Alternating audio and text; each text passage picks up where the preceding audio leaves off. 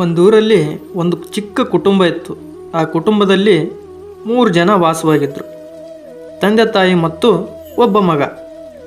ಆ ತಂದೆ ತಾಯಿ ತಮ್ಮ ಮಗನನ್ನು ತುಂಬ ಮಮತೆಯಿಂದ ಸಾಕಿ ವಿದ್ಯಾಭ್ಯಾಸವನ್ನು ಕೊಡಿಸಿದರು.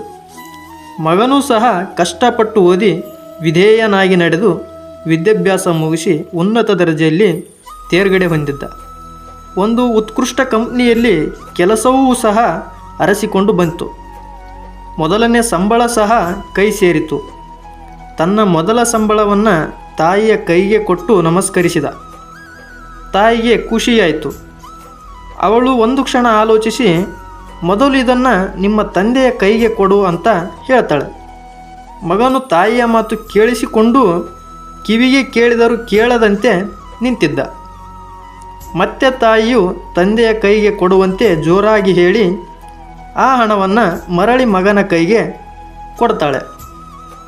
ಮಗನು ಇಲ್ಲಮ್ಮ, ನಾನು ಕೊಡೋದಿಲ್ಲ ಅಂತ ಹೇಳ್ತಾನೆ. ತಾಯಿ ಹಾಗೆ ಹೇಳಬಾರ್ದು ಕಂದ ಅಂತ ಹೇಳಿದಾಗ ನನ್ನಿಂದ ಸಾಧ್ಯವಿಲ್ಲ ಅಂತ ಮಗ ಹೇಳ್ತಾನೆ. ಇದರಿಂದ ತಾಯಿಗೆ ಸಿಟ್ಟು ಬಂದು ಇದುವರೆಗೂ ವಿಧೇಯನಾಗಿದ್ದ ಮಗನ ಈ ವರ್ತನೆ ತುಂಬ ಮನಸ್ಸಿಗೆ ನೋವು ಮಾಡಿತು.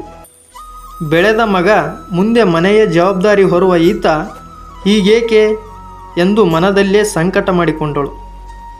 ಕೊನೆಗೆ ಏನಾಯ್ತೋ ಏನೋ ಗೊತ್ತಿಲ್ಲ, ಮಗ ಎಂದು ನೋಡದೆ ತಕ್ಷಣವೇ ಕಪಾಳಕ್ಕೆ ಚಟಾರೆಂದು ಬಾರಿಸ್ತಾಳೆ. ಕೋಪದಿಂದ ಬೈತಾಳೆ. ಮೊದಲ ಸಂಬಳ ಬಂದ ತಕ್ಷಣ ನೀನು ದೊಡ್ಡವನ ಇದೆಯೇನೋ, ಬಹಳ ದೊಡ್ಡ ವ್ಯಕ್ತಿ ಆಗಿಬಿಟ್ಟೆಯಾ, ಛೇ ಅಂತ ನೊಂದ್ಕೋತಾಳೆ. ತಂದೆಗೆ ಕೊಡು ಎನ್ನುವ ನನ್ನ ಮಾತನ್ನು ಸಹ ನೀನು ಧಿಕ್ಕರಿಸಿರುವಿ.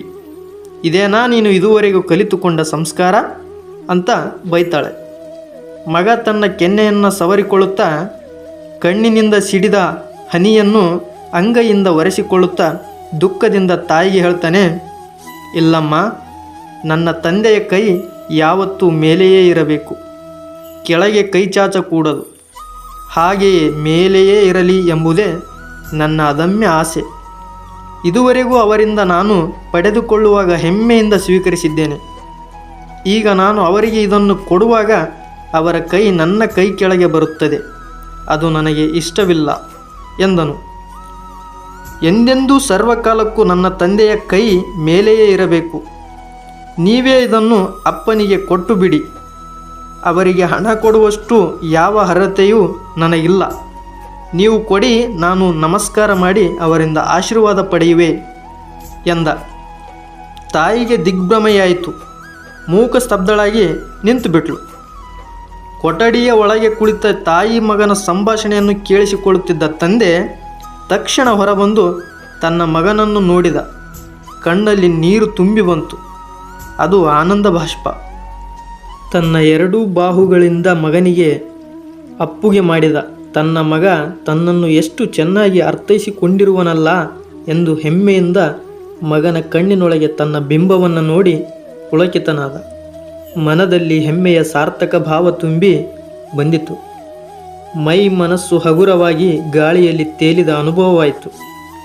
ಕೈಯಲ್ಲಿ ಮೋಡ ಹಿಡಿದ ಅನುಭವ. ಸ್ನೇಹಿತರೆ, ಇದೇ ಅಲ್ವಾ ತಂದೆ ಮತ್ತು ಮಗನ ಬಾಂಧವ್ಯ ಅಂದರೆ.